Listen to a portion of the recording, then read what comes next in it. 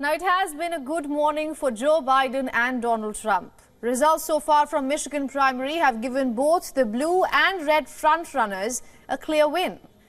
But along with the two wins, there were three learnings. Let's start with the man in the White House.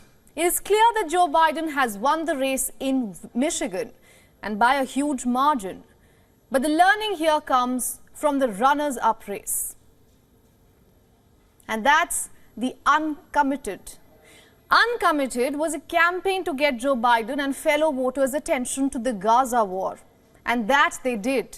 More than 100,000 people voted for this category, 13.23%.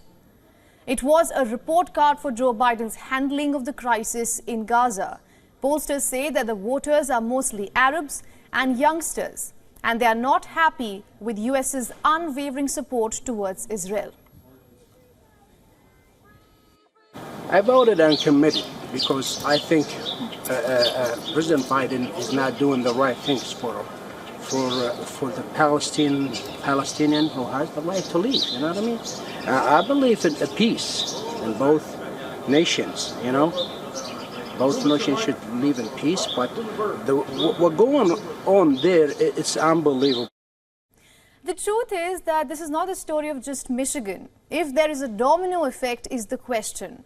You see, the United States is home to 3.7 million Arabs. They are in every state, but more than two-thirds live in just 10 states. Let's look at it. It's Michigan, where the primary was just held, Illinois, New York, New Jersey, Virginia, Ohio, Pennsylvania, Florida, Texas, and lastly, California.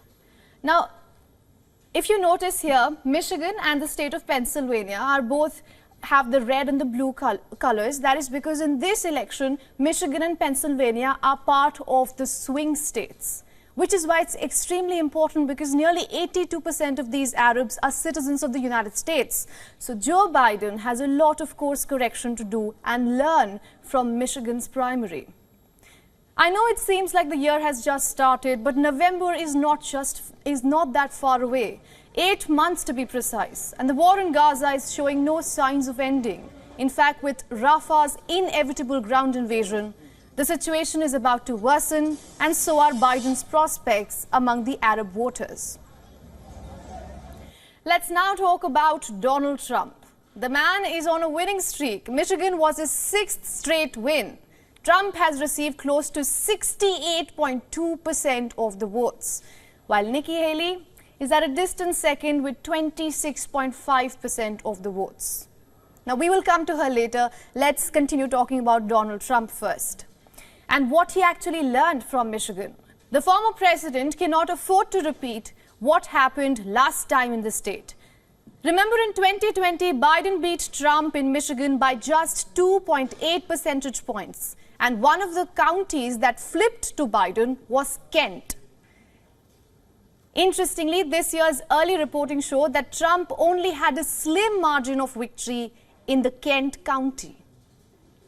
All right, time for the third learning, and that is for Nikki Haley, a woman who has taken the mantra, never give up, too seriously.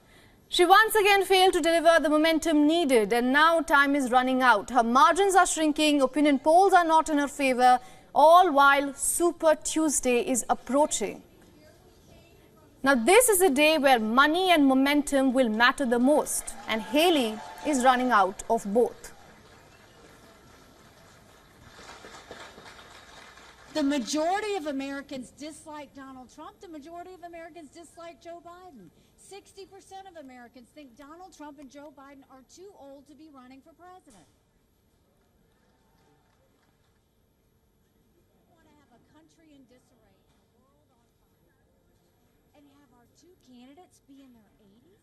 All right, as we were saying, Haley, the former U.S. ambassador to the UN under Donald Trump, interestingly, is now fighting against Donald Trump. This was a 6th straight defeat. Even after that, she has refused to bow down, and she says that she's actually ready for the Super Tuesday where 16 U.S. states and 1 American territory goes to polls. Now, to take this further, our correspondent Susan Teherani is joining us live from New York. Susan, We saw what happened in Michigan. Tell us, how does that in a way set the stage for Super Tuesday? Well, in terms of the nominees on Super Tuesday, we know it's very likely going to be President Biden and a former President Donald Trump. Nikki Haley, what she's planning to do is an enigma at this point, is a mystery. People are confused about her stance. One thing may be that she will continue to stay in Super Tuesday. Her donors agree with her. She has a lot of money.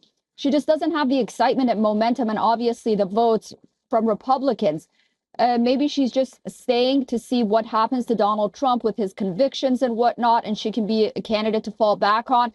But more or less, I think we're going to see what we've seen so far. I think what'll be interesting to look at moving forward is the issues that these more than a dozen states will be focusing on. You know, economy plays a very big issue, but we know that the border security also plays an important issue because as President Trump announced that he was going to go to the southern border on Thursday, immediately after President Biden finally announced that he's going to be visiting the border as well. So we'll be looking at issues at hand more than who will be the nominee.